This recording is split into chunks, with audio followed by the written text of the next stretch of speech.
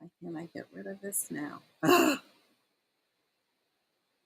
Are we live? Are we live? I think I we don't think are. we're live. I don't think we're live yet, but I'm just trying to get rid of the chat It button. says we're live and we've been 20 seconds into it. Okay, well, okay. Yes, we're live. Hello. All right. Boo! We had trouble on the last one starting. There were some freezing and repetition.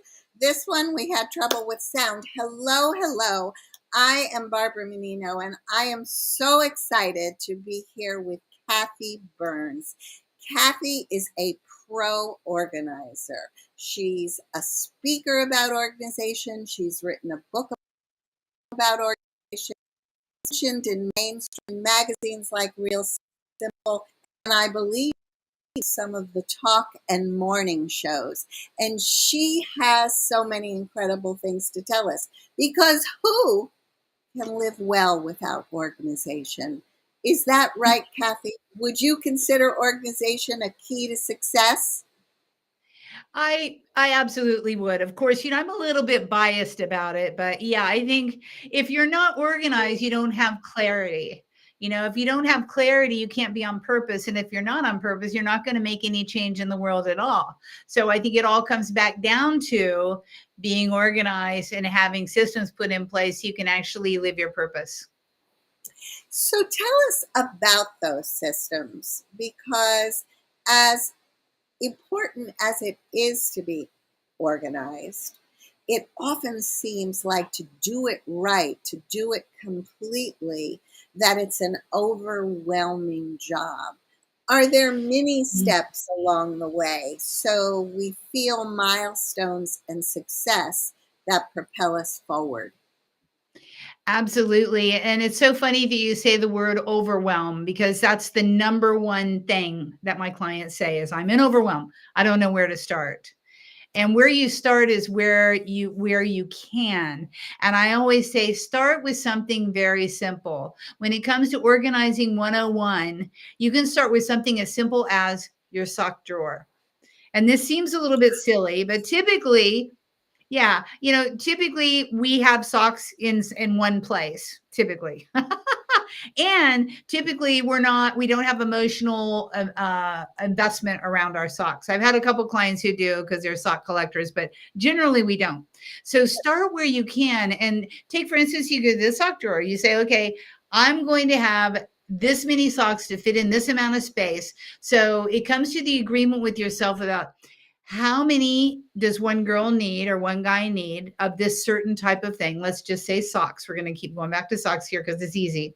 So I can have one drawer for my socks, and that's how many I should own. And if I have anything over that and my sock drawer doesn't close anymore, then I know that we have too many. So again, it comes down with the agreement with yourself about how much is enough.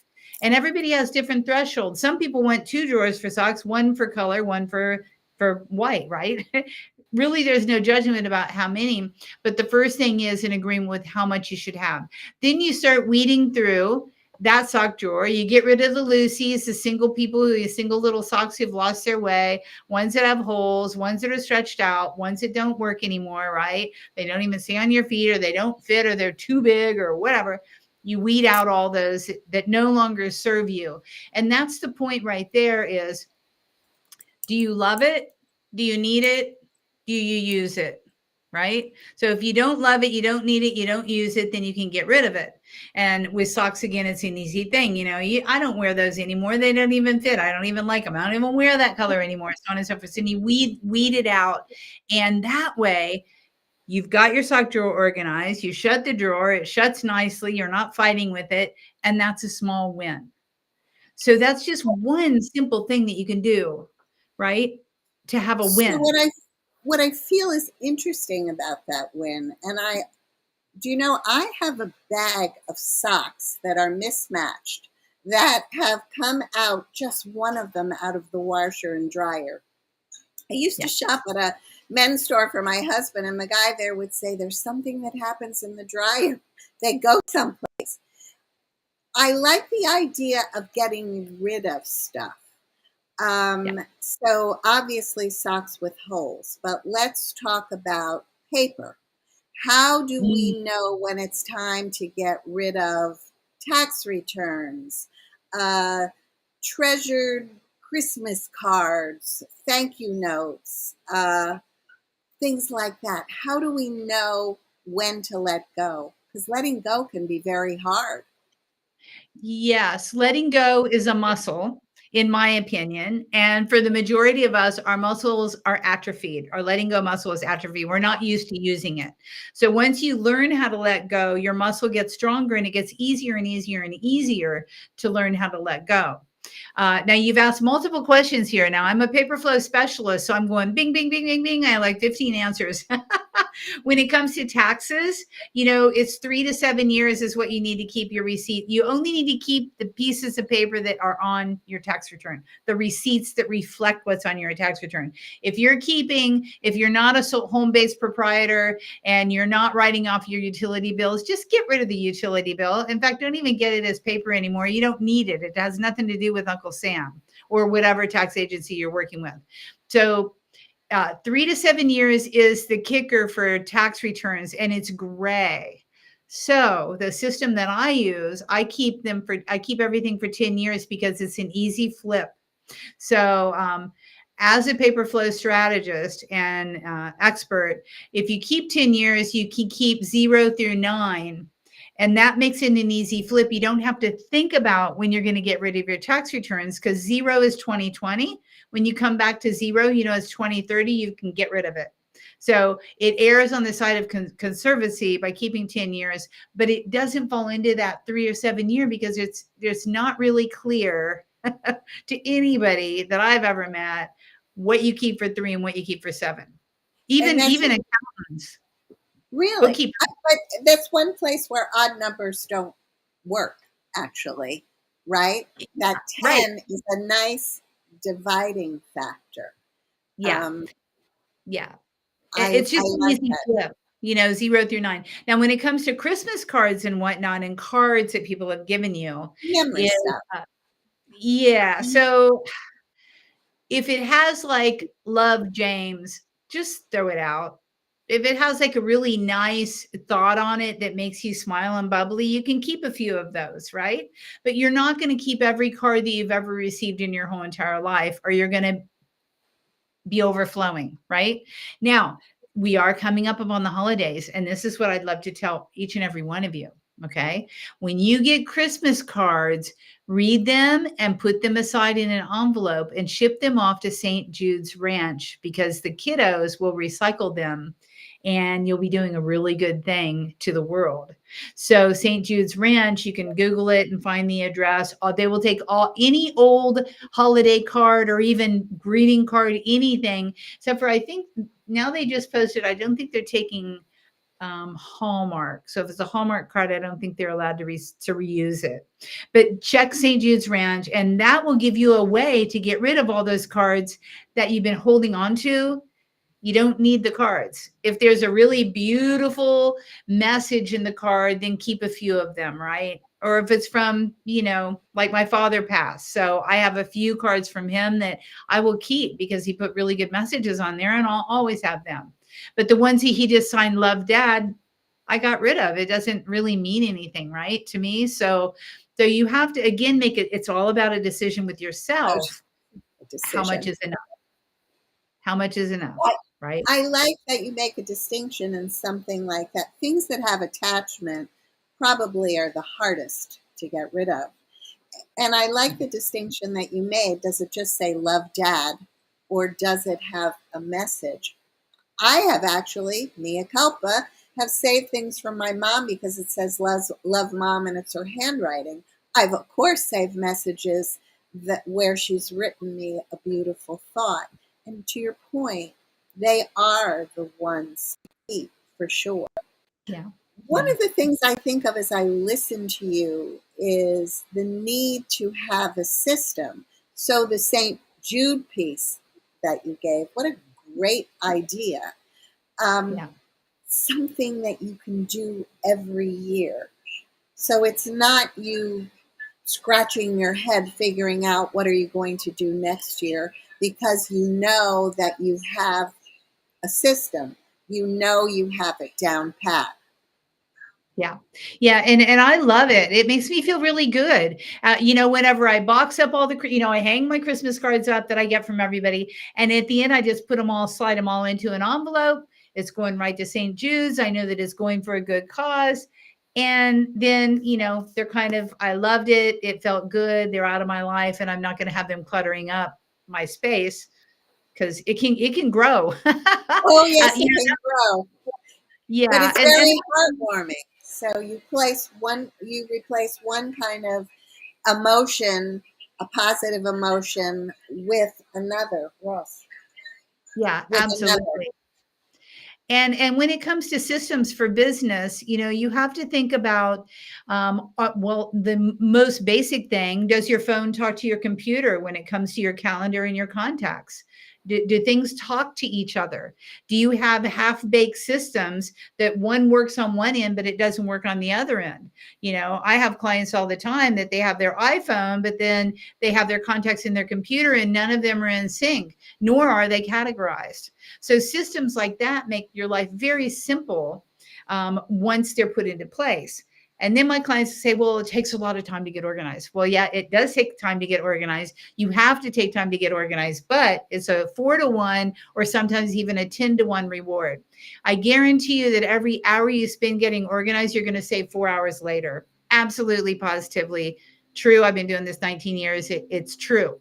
So even though you have to invest the time, you get it times 4, sometimes even times 10 later. Brian Tracy and my client Michael Gerber from the E-Myth, he says it's a 10-to-1 thing. Every minute you Really, spend organizing, you get 10 minutes later. So there's been a lot of research on it. I guarantee at least 4-to-1 and oftentimes 10-to-1. you optimistic once when we spoke about it, all the time you wasted by being disorganized, and you computed that for a week, a month, a year in particular. It was a number that was a bit astounding. Would you share that? Yeah, absolutely. So the average entrepreneur wastes 4 hours a week. 4 hours a week trying to find missing documents and things that they know that they own, but they cannot find, right? And if you add that up, that ends up being almost a month every year that we've wasted trying to find things, right? It's so frustrating. I know every single person this week has lost some time trying to find something they know they own, but they don't know where it is. Absolutely. With entrepreneurs, it's 4 hours a week average. And so you compute that to a month. That could be 16 to 20 hours a month, and then you times that by 12. Imagine. Yeah. Yeah. And That's if you're not an overachiever. I have a lot of clients who are overachievers who waste a lot more than 4 hours a week. why is that? When they're an overachiever, do they become compelled to find a document and they just won't give up? Is that the deal? Exactly, because we spent a lot of time creating that document and it was brilliant and we love it and we need it right now. And instead of spending the time to, try to reinvent the wheel, we spend the time trying to find it.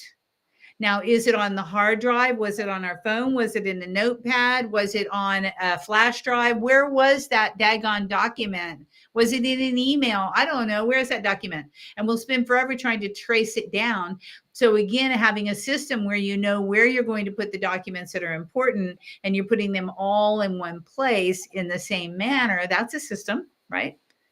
Then you don't waste time trying to find the things that you know that you own, but you cannot find. And that's just not digital documents. That's your socks.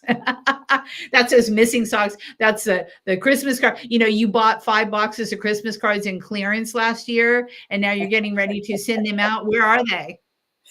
It's very funny that you're talking about Christmas, because when I posted about this on Facebook, I commented that one, with the holidays coming, and two, with the new year, some of these tips, or all of them really, will be a good launch pad for the new year as well.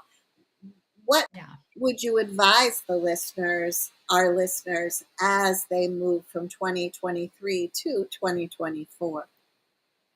Well, a lot of us have downtime during the holidays. And if you have some downtime and you want to start 2024 right, add space to your life. Start downsizing and getting rid of anything that you don't use, that you don't need, and that you don't love. If you can start clearing your life from all the excess in 2024, you're going to be more clear-minded. You're going to have more clarity, which will lead you into, being able to actually fulfill your purpose. Because if you're cluttered up and you're not thinking squarely and you can't find things and you're stumbling over trying to find your keys to get out the door, I mean, just all these things that line up in a row, then you're going to be stymied. You're not going to be able to go into 2024 full tilt boogie. So start adding space, start clearing out the clutter, whether it's digital clutter, paper clutter, card clutter, tax result clutter, receipts, whatever. Start making some progress in getting rid of as much as you possibly can. Learn how to let go. Because guess what? Change happens every day. And you got to learn how to change. And if you can't change proactively in your life, change is going to happen to you. And so if you want to step into 2024 just really on fire, you got to make some changes in your life, and you got to be proactive about what you're going to change to clear the deck for you to really go full tilt in 2024. I like the way you indicate how it is the basis for productivity, and I think it's the basis for happiness, because when you're living in an environment that's disorganized, there's always that knot in the pit of your stomach, and that really fulfilling your purpose from serving yourself, your family, your clients effectively. So, looking upon this as one of the keys to happiness, along with productivity, is a wonderful way to look at organization and to motivate all of us to get organized. And I one of the things that we talked about before we close is that you as an organizer, me as a writer and a storyteller, it kind of comes down to the same thing: to live in an organized environment, to create one, to write and communicate clearly and with purpose and emotion. Both of those things make one feel fulfilled. And there can't be a better way to get through the holidays, which are a wonderful time, and make them the wonderful time that they are, and also to start the new year. You have an offer for our listeners, and I want to put it in the chat for our visitors. But will you talk about it, please, and give them the link? Absolutely. We're all in different places in life. Some of us are entrepreneurs, some of us are non entrepreneurs. Whatever it is, there's always something out there that is stopping us from moving forward. And my goal with everybody is to help you become more proactive and learn how to let go and move into change with intention, right? Don't just react. So what I would love to offer everybody out there is a free chat. It can be, a chaos to cash chat, a chaos to serenity chat, whatever it is that you need to get organized.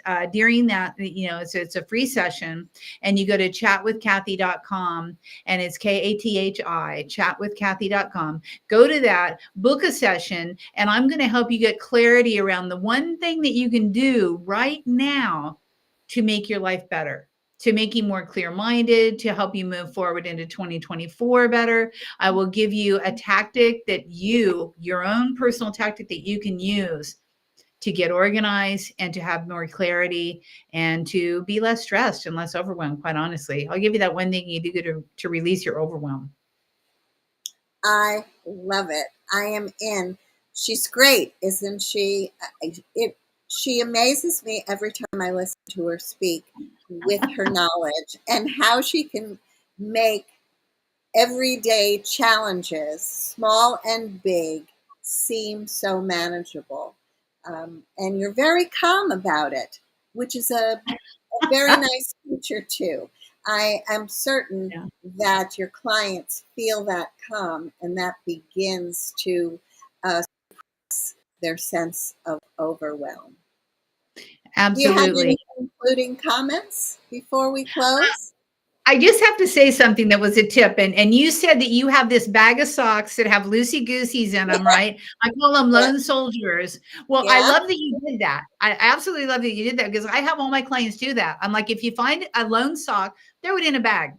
But what happens is they will reunite themselves without you doing anything. So I always have a missing sock bag. And I bet you, Barbara, if you dump that bag upside down and put it out, you're going to have so many people, so many socks who have reunited and found their mates. It's going to make you all happy. So, I love that. I love that. You know, I've often said one day I have to go to my bed and dump them all out. I thought that might happen, but I wasn't sure. You've convinced me. There was a you'll be, purpose to my save. yes, you will be amazed at how many socks have found their mate. It's just a miracle. It's a miracle. And then you'll find some that, I do it like every 6 weeks or 2 months. I dump out the little box with my missing socks, right? And there's always one or two that have never found their way back to anything. And that's when you get rid of those. But you'd be amazed at how many pairs will show up. So that's my last thought for you. If you don't do anything else before 2024, start a missing sock bag and do I what love Barbara it. does. I love it. I'm in. I'm going to take that with me. This has been so much fun and so informative. And by the way, so very encouraging. It's never too late to get on top of your stuff. Never. Digital, hard copy, things, clutter, the whole bunch. The whole Yeah, bag. never too late. This has been great. I look forward to talking again. We had a few glitches at the beginning, both times when Kathy was the host and I was the host. That's what makes a day interesting. You just laugh and move on, right? Right. That's what life's all about. Life's all. Thanks so much, Kathy. I look Thanks, forward to Barbara. talking to you soon. Happy Thanksgiving to you and Happy all of you. Thanksgiving to everybody. Bye. Bye bye.